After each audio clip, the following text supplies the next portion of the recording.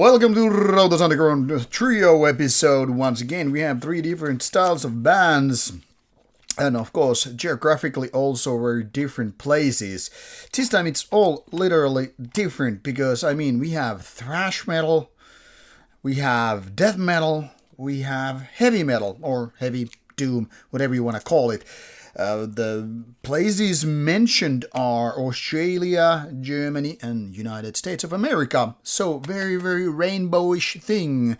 Ta-da-ting! Let's go from worst to best according to my own opinion. But because these are all very different, obviously you pick the ones that are for your taste buds.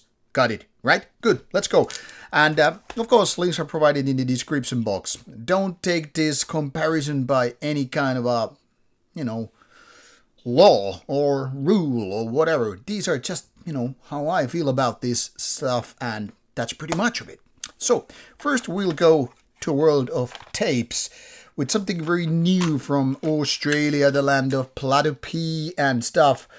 This is a band name I don't know even how to pronounce. Let's just call it Graven Odes as their first release. The band was kind enough to send me a sweet t-shirt as well, and this one comes with a nice looking cover with death riding a horse.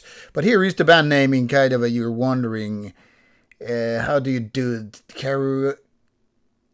I'm gonna just do it the Finnish way. Karyorrhexis. That's how we would say it in Finland. So Karyorrhexis or something like that, as the American people would probably say it.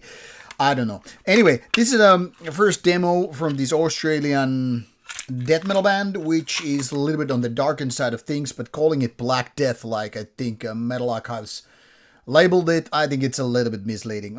Nowadays, so many bands are labeled black and this, black and that, whenever they're like doing darker kind of a music. Whatever happened to the default value of extreme metal being dark or blackened by very definition? You don't have to add black metal to everything that is not exactly, happy sounding power metal and all. Now, rant aside, this one is very demo-ish still, but that doesn't mean it's bad or useless. More like it's work in progress. So, kind of a typical demo.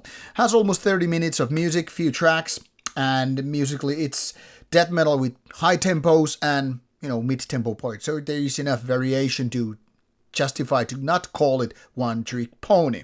The riffs are very basic in so many ways, and if this had come out in, say, 1993 or whatever, I think a lot of eyebrows might be moving, like, what is this new band, this duo, having, drummer and then vocalist guitarist dude. But the thing here is, with, bands like Incantations, Immolations, and whatever American dark death metal acts out there, this kind of stuff is going to be in the place where you just say, yeah, let's go there once I'm actually done with the classic bands. So to put it out like this, these guys have a lot of promise. They have the potential to be something interesting, but this one suffers from two very basic things. These are not flaws, but just hear me out.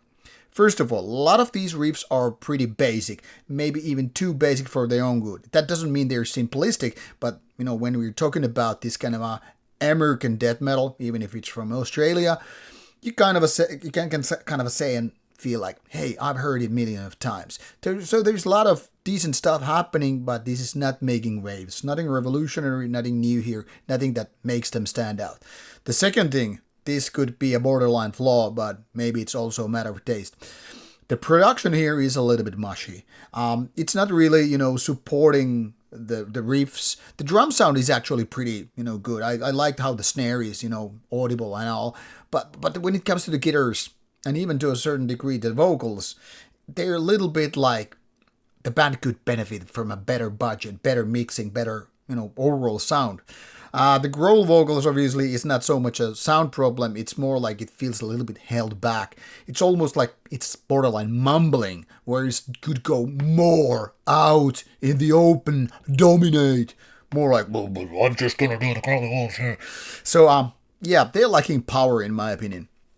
But I think it's the overall sound that makes this, pale in comparison when we're talking about, more professional stuff. And it doesn't matter whether we're talking about bands like Cannibal Corpse or D-Sides or whatever.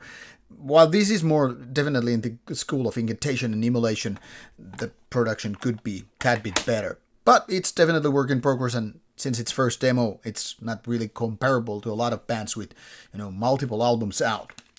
Which puts us to Germany, and barely better, even if production-wise this is, in my opinion, a lot better. But songwriting stuff, which really is, in the end, the things that matter the most, not really that much better. This band has been out, White Mantis is the name of the game here. It has been out for more than 10 years, and they have, I think, like 2 albums out. More than this, anyway. And their thrash is very, very intense. It's so much like intensity all over the place that it's like, wow, I'm gonna drop my teeth while, listening to it. My initial feeling with the very album was like, I'm gonna like it. It's so much aggression, it's so much passion, it's so much energy that it's gonna go, sweet. But over time of giving this a few spins, after the initial love-making session with the album, I was pretty much like coming all the time by the first song and all. I was like, okay, this is not exactly the next Slayer, nor Metallica, nor Anthrax, and then you're starting, okay, maybe I should go with the German bands. And then you're just thinking bands like, Sodom, Destruction and all, and then you're like, well, this isn't exactly that either. My point here is this definitely sounds more German than, American counterparts. But the problem lies within 2 major things. First of all, the songwriting isn't too shabby. Once again, it's too much like all over the place, and it's almost like this intensity is let to rule them all, which makes that band drop the ball. The songs themselves are not that good. I mean, there are lots of riffs which are like the fillers, not killers, and that's one of the main problems here. The other thing which I wasn't able to like is how the vocal is this sometimes going too clean and sometimes more angry thrashier style, and I'm like, please try to focus whatever you're gonna do. If you want to go for full, Joey Belladonna, like give it clean and high and all that stuff clear, do it. And if you want to go more, I don't know, Angry Man, Tom Araya or whatever, like do that, or Schmier or whatever. This is almost like waving, like undecided is the word I'm looking for here. And that's one of the reasons I wouldn't really get into this one. I mean, like, it has the ingredients, but it's almost like too focused of sounding fast and intense rather than, doing good songs. To give a little bit of understanding, what I'm trying to say here is, think about those classic A-class, thrash metal acts, be it Slayer or be Metallica, sometimes slowing down a bit, and doing a mid-tempo thrash song can be so much more mosh part song rather than just going full speed. So sometimes I feel like with the clean vocals, this is almost borderline speed metal rather than thrash metal, but definitely more thrash metal thing than speed metal one. That brings us to the best of the pile, which in my opinion is clearly the winner by a mile. It's Fer de Lance from Chicago, United States. Fires on the Mountainside is the second album by the very band. I reviewed 3 releases, including this one so far, 1 MCD and 1 album now prior to this one. Now, what I really liked with the previous works is the Ronnie James Dio-like of heavy metal vocals, which are really good. I cannot really emphasize too much that Dio is probably the best heavy metal vocalist of all time. His voice and style is just wow. And this goes very, very near that style. Even to a level of mimicry, but you don't hear me complaining. But obviously on top of vocals, you need to have the good songwriting, which is very much the game here. But this is not so much your typical heavy metal. I mean, think about like Iron Maidens or Judas Priest or Manowar or anything like that. This is more on the epic doom meeting, having a date with heavy metal one, and that's the name of the game. But that's even more coming from the Bathory school of things, the Viking era, as opposed to, say, bands like Candlemass and Sorcerer from Sweden. Now, there is the same DNA, however, within this one too, but I really like when it's getting a little bit more Viking stuff. So, in a perfect world, you could have albums like Twilight of the Gods or Hammerheart by Bathory with this kind of vocals, and mine would be blown. Don't get me wrong, I do love what Gordon is doing, but when it comes to being a good singer, pales in comparison a lot.